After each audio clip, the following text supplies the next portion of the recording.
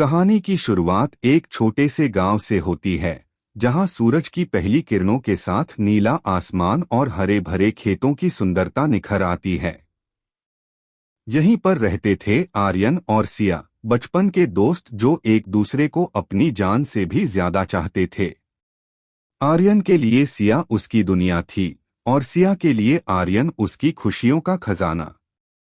एक दिन जब आर्यन और सिया गांव के पास के एक पुराने पीपल के पेड़ के नीचे बैठे थे, सिया ने आर्यन से पूछा, क्या तुम मुझे हमेशा ऐसे ही प्यार करोगे?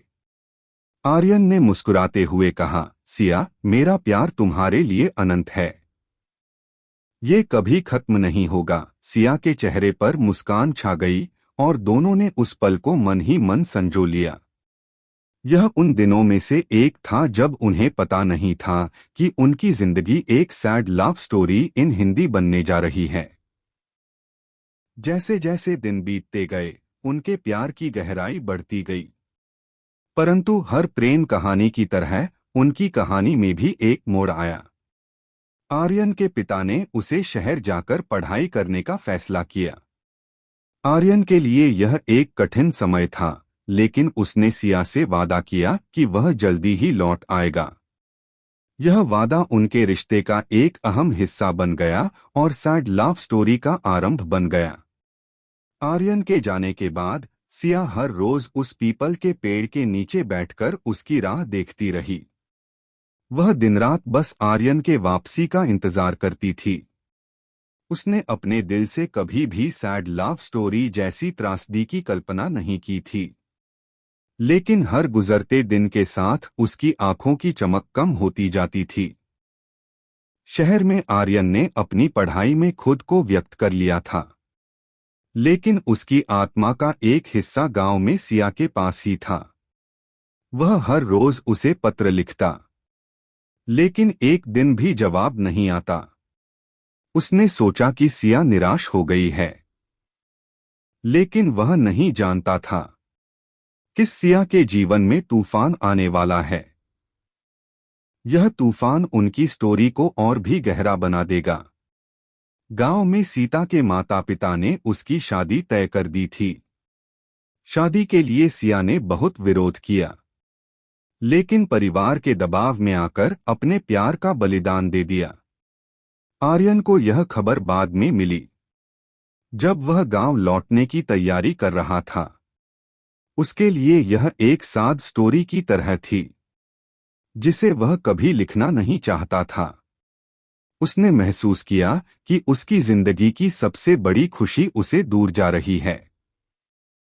गांव में आर्यन ने देखा कि सिया की शादी हो चुकी है।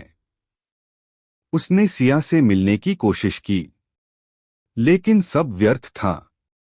मैं पीपल के पेड़ के नीचे बैठकर रोया, जहां उन्होंने अपनी अनगिनत यादें बिताई थी। यह वह स्थान था जो उनकी सैड स्टोरी का मुख्य स्थान बना गया। समय बिता गया, लेकिन आर्यन का प्यार कभी काम नहीं हुआ। वह अक्सर वह पीपल के पेड़ के पास जाता और अपनी अधूरी प्रेम कहानी को याद करता। सिया की यादें उसकी जिंदगी का हिस्सा बन चुकी थी, लेकिन उसने कभी हार नहीं मानी। उसने सिया की यादों को हमेशा अपने दिल में संजो कर रखा। कुछ वर्षों बाद आर्य ने सुना कि सिया की शादी सफल नहीं रही। वह उससे मिलने गया, लेकिन इस बार सिया ने ही उसे रोक दिया। उसने कहा कि आर्यन, हमारा प्यार हमेशा अमर रहेगा, लेकिन हम अब साफ नहीं हो सकते। आर्य ने सिया की आंखों में देखा और कहा कि सिया, तुम्हारा प्यार मेरी जिंदगी की सबसे बड़ी ताकत है। मैं हमेशा तुम्हारे लिए खुश रहना चाहता हूं। यह सुनकर सिया की आंखों में आंसू आ गए, लेकिन वह जानती थी कि उनकी यह दुख भरी कहानी का अंत है। इस तरह आर्यन और सिया की अधूरी प्रेम कहानी बन गई। उनका प्यार भले ही अधूरा रह गया, लेकिन उनकी यादें हमेशा जीवित रहेगी।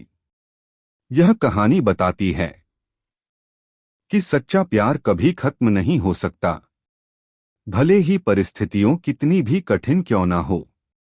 आर्यन ने अपने जीवन को सिया की यादों के साथ बिताने का फैसला किया। उसने उसे पीपल के पेड़ के नीचे एक छोटा सा मंदिर बनवाया, जहां वह हर रोज आकर सिया के लिए प्रार्थना करता। यह मंदिर उनकी दुख भरी कहानी का प्रतीक बन गया, जहां लोग आकर उनके अमर प्रेम की कहानी सुनते हैं और सीखते कि सच्चा प्यार कभी खत्म नहीं होता। सिया और आर्यन की कहानी एक प्रेरणा बन गई, जो लोगों को सिखाती है कि प्यार की ताकत असीमित होती है।